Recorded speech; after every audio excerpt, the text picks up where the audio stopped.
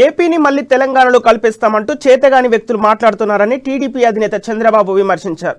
మళ్లీ ఏపీని కలిపే ప్రసక్తి లేదని తేల్చి చెప్పారు. 9 ఏళ్ల పాటు ముఖ్యమంత్రిగా పనిచేశానని, 10 ఏళ్లు అపోజిషన్ లీడర్గా ఉన్నానని చంద్రబాబు అన్నారు. 40 ఏళ్లు ఏ ప్రజలైతే తనను ఆశీర్వదించారో వారి కోసం జీవితాంతం పనిచేస్తానని తెలిపారు. టీడీపీ వేసిన ఫౌండేషన్ వల్ల పెద్ద రాష్ట్రాలను కలుపుకొని తెలంగాణ ఎక్కువ ఆదాయాన్ని రాబడుతుందని బాబు అన్నారు. తెలంగాణలో టీడీపీని బలోపేతం చేసి రాష్ట్రంలో అధికారంలోకి తీసుకురావాలన్న ఆశ ఉందన్నారు.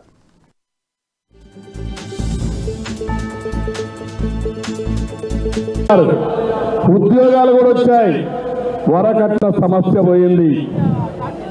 నేను అడుగుతున్న తమ్ముళ్ళు, మీకు తెలిసిన ఒకసారి చూడండి, మగ పిల్లల కంటే ఆడపిల్లలు ఎక్కువ డబ్బులు సంపాదిస్తున్నారంటే అది తెలుగుదేశం పార్టీ ఇచ్చిన ప్రాధాన్యత.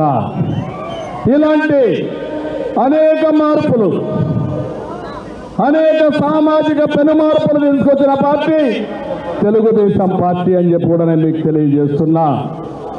అందుకే ఈరోజు నేను మిమ్మల్ని అడుగుతున్నా, తెలుగుదేశం పార్టీ అవసరం ఉందా లేదా అని మిమ్మల్ని అడుగుతున్నా.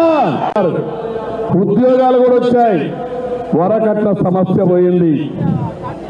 నేను అడుగుతున్న తమ్ముళ్ళు, మీకు తెలిసిన ఒకసారి చూడండి,